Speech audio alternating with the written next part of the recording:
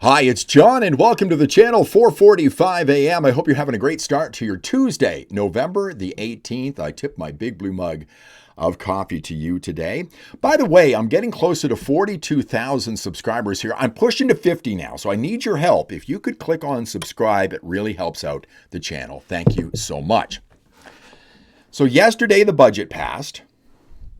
And I did a video yesterday. I'll put a card at the end. You can watch it saying this is good news all around. It's good news for Alberta because all of this spending and this spiraling of Canada going down the drain is good for the independence movement out here. And for you in Canada, there will be some short-term pain, but long-term gain because you could see the end of the Liberal Party because they've been irresponsible with your money. So good news. That's the way I say it. And we don't have to go to an election before Christmas. I guess that's good news as well. The other thing I was thinking yesterday was how far has the country fallen when a 78 or $79 billion deficit seems normal? And people voted for this yesterday. Are we ever going to see a balanced budget again in this country? And I say that's doubtful. It wasn't very long ago where Trudeau said modest deficits of $10 billion a year for the next 4 years, and people lost their minds. We're now closer to $80 billion. And here's the thing, wasn't it just the last budget where it was projected to be around $40 billion and it came in at 62, something like that? Give or take a few billion dollars here or there. What's to say the budget that we've got now, which is close to $80 billion, won't come in at 100? The government always spends more. So we're getting closer to $100 billion as far as I'm concerned. And what are we getting for all that money? Now, the other thing I thought about yesterday was something Mark Carney said in the House of Commons.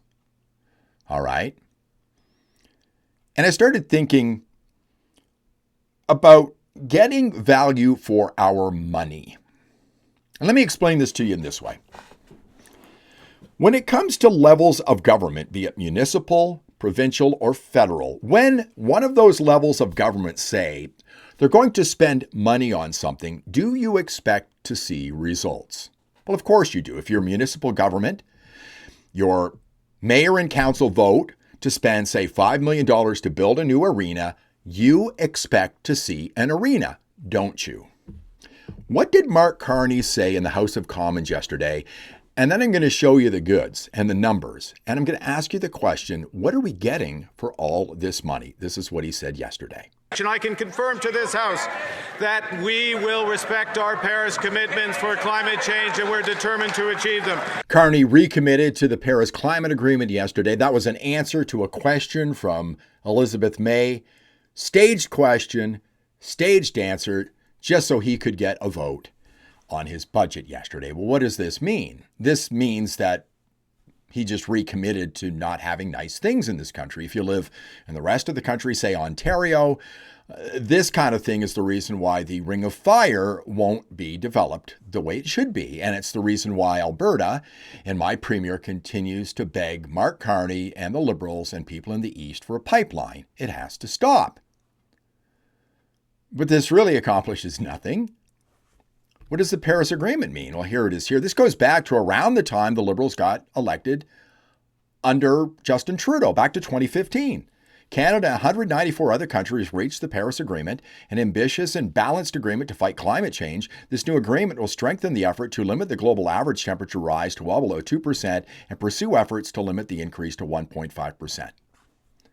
The government of Canada can't balance a budget, yet they think Canada can help keep the temperature of the planet down. This is lunacy.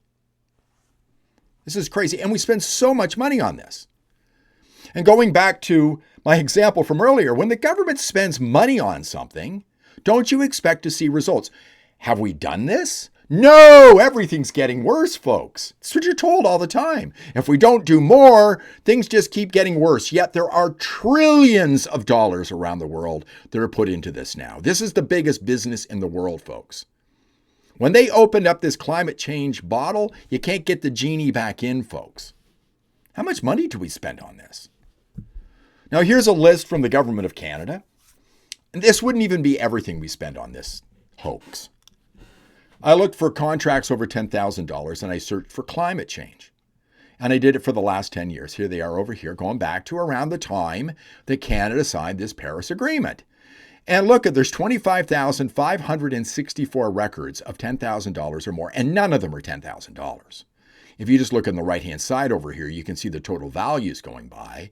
It's insane. What does mooring equipment have to do with climate change and changing the temperature of the planet? I'd really like to know. $71,000 was spent on that, and this goes on and on and on and on. Look at it. 2,557 pages of this. And what are we getting for all this money? How are we doing? I expect to see some results. I'm not saying we need to spend more money on this if we're not getting results. God forbid. We need to say enough is enough. But the government of Canada has now committed again to withhold the Paris Climate Agreement. Canada's commitments and actions on climate change. This is the Officer of the Auditor General.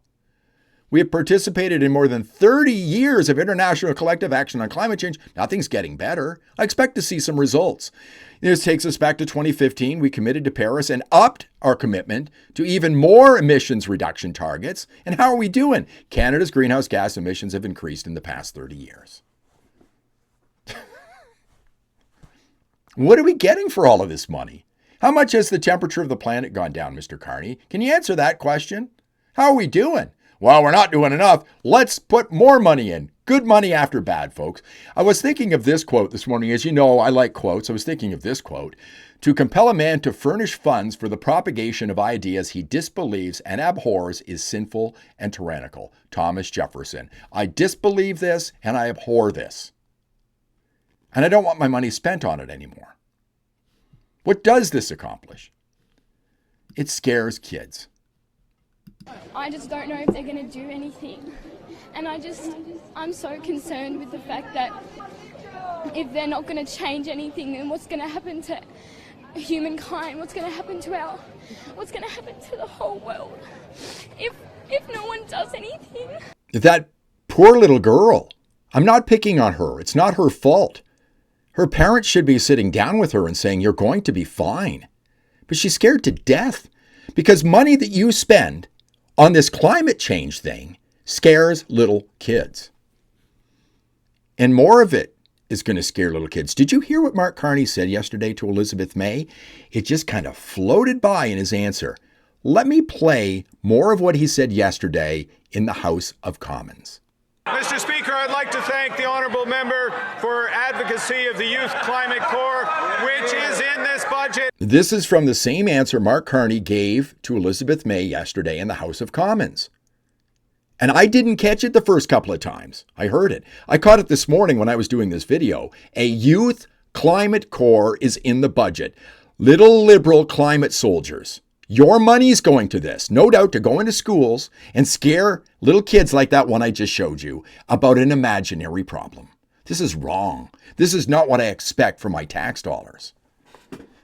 And it's accomplishing nothing for the environment. It's an imaginary problem. Give me 4 years to teach the children, and the seed I have sown will never be uprooted. Lenin.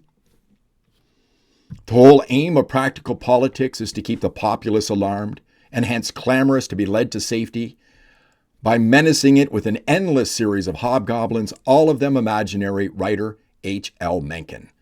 What are we getting for our money?